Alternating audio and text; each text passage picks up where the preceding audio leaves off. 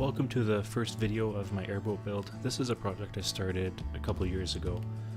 It's pretty well underway. It's not quite done yet, but in this first video I'll be highlighting what I did for my initial planning and gathering of materials.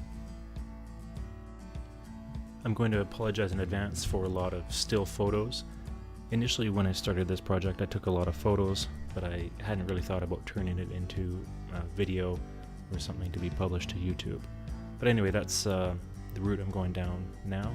So the first few videos I have of basically all the progress up until now will be mostly still photos. So when most people think about airboats, they think of the Florida-styled Everglades where the driver sits up high. My plan is actually to build a different type, and it's similar to an Alaska type. These photos here are similar to what my design is.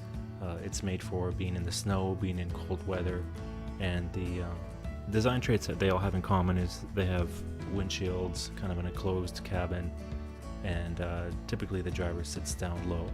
And that's basically a necessity to be able to use these in very cold climates, and that's how I plan to use it. So that's the overall design of the boat that I'm building. So the purpose of this boat is I want it to be able to explore shallow mountain rivers.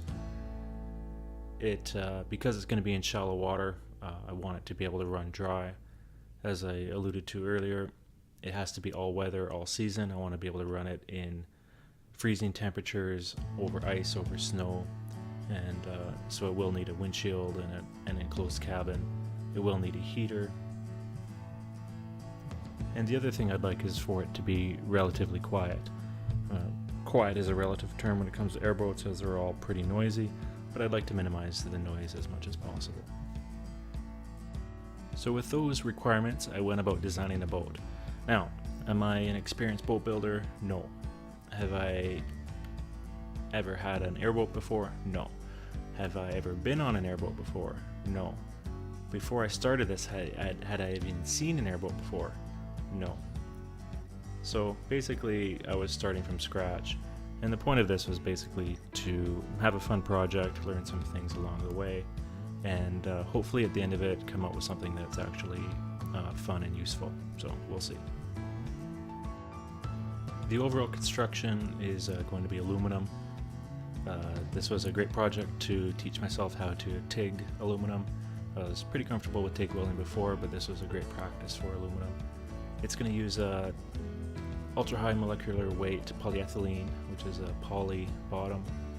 For engine, it's going to be an auto engine. I'm going to use a 5.3 LS just because it's relatively cheap and plentiful and it makes a fair amount of power. I will use a gearbox and a carbon fiber adjustable prop. For hull design, thankfully airboat hulls are relatively straightforward.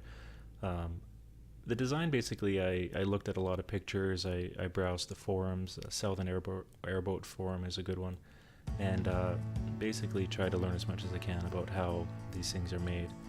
I then use, actually at this time I was using 123D design, and I made a basic model of the hull and used that to, I did 3D print some ones just to kind of check overall dimensions, and mostly the point of this was to decide on dimensions and overall shape and size, and that was quite useful because I was then able to get the dimensions to determine how much materials I needed. So based on that I was able to know the surface areas and lengths and widths and all that, and then able to figure out how much metal I needed to buy. The metal, I bought it from a supplier called Ryerson. I think they had decent prices. The biggest ticket item was the bottom. The bottom is a solid piece of 5086 aluminum sheet. So I had to buy a 96 by 240 inch sheet for that. But you can see from this spreadsheet I basically planned out which metals I was using. So the bottom is 5086, the sides are 5052. For the stringers and gunnels, and I'm using mostly 6061 extruded aluminum.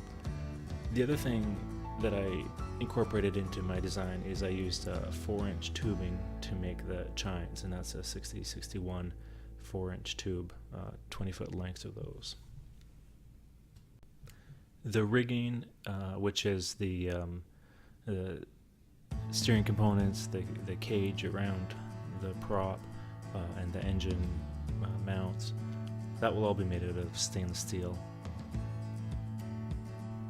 So with my supplies all planned out, the next step was getting them all to my house. My plan for this was to use my car hauling trailer. This is an 18-foot H&H Loadmaster. It's got a hydraulic tilt, so it's quite useful for loading cars. And my plan was to use it to load the sheet metal. Because the sheet metal was wider than the space between the wheel wells on the trailer, I made these wood lifts to lift the sheet metal up over the wheel wells. And this actually had intended to be dual purpose. It would be useful for transporting the initial materials, but also I was planning on using this trailer to ultimately carry the boat when it's done. And the width of the boat when it's done is wider than the space between the wheel wells, so this will help lift the boat up over the wheel wells. Now, these wood lifts are easily removed so that I can quickly take them off if I want to use the trailer for transporting cars around. Initially, I left these wood lifts 20 feet long, and then after I used them to transport the metal, I came back and I trimmed them down to length and rounded them off, and that helps load the boat onto the trailer. These are just shots now of bringing the metal home. As you can see, the large sheet was on a pretty large pallet, and I had the rest of the metal with it. I tucked it in beside the house using the hitch on the front of the truck was pretty helpful for that, and basically just unwrapping all the packaging. Now, because the aluminum was all on its own pallet, I basically just slid it off the trailer and was able to support it. The width was a bit wider than what I needed, so I used a skill saw to trim it to proper width.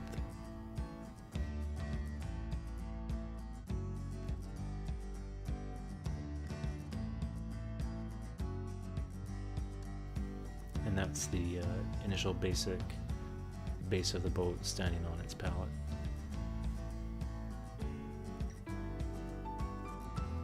The rest of the sheet aluminum and extruded aluminum and stainless basically just cluttered up my garage for the next few months.